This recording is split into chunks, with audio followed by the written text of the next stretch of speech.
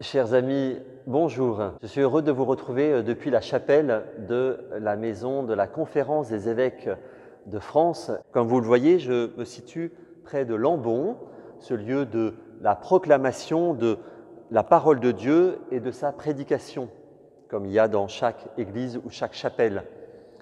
Si je me retrouve ici, c'est parce que le pape François nous a donné un nouveau rendez-vous liturgique. Tous les troisièmes dimanches du temps ordinaire, il nous invite au dimanche de la parole. Bien sûr, c'est tous les dimanches et à chacune de nos prières que nous nous mettons à l'écoute de la parole de Dieu pour l'accueillir, pour essayer de bien la comprendre et surtout de chercher à la mettre en pratique.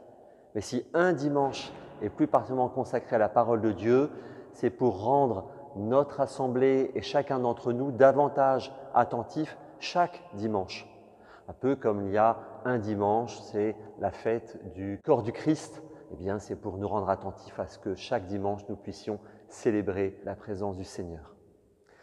Ce dimanche de la parole, il est situé quelques jours après la journée mondiale de dialogue avec les Juifs dont on accueille, dont on reçoit une grande partie de la Bible, et à la fin de la semaine de prière pour l'unité des chrétiens, les chrétiens des différentes églises avec lesquelles nous partageons et nous avons le désir d'annoncer la parole de Dieu. Vous le savez sans doute, la Bible est le livre le plus vendu dans le monde. Mais pour nous, la Bible est un livre particulier. Elle est une parole que le Seigneur nous adresse. Elle est le lieu où nous découvrons l'histoire de tant d'hommes et de femmes qui ont cru avant nous. C'est un lieu où nous pouvons lire notre propre histoire.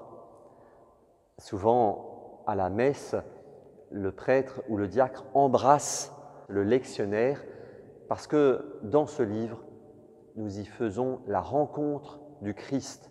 C'est Jésus qui nous ouvre à l'intelligence des Écritures. Nous embrassons la parole de Dieu comme on embrasse un ami ou un parent parce qu'on y découvre le Christ qui nous appelle.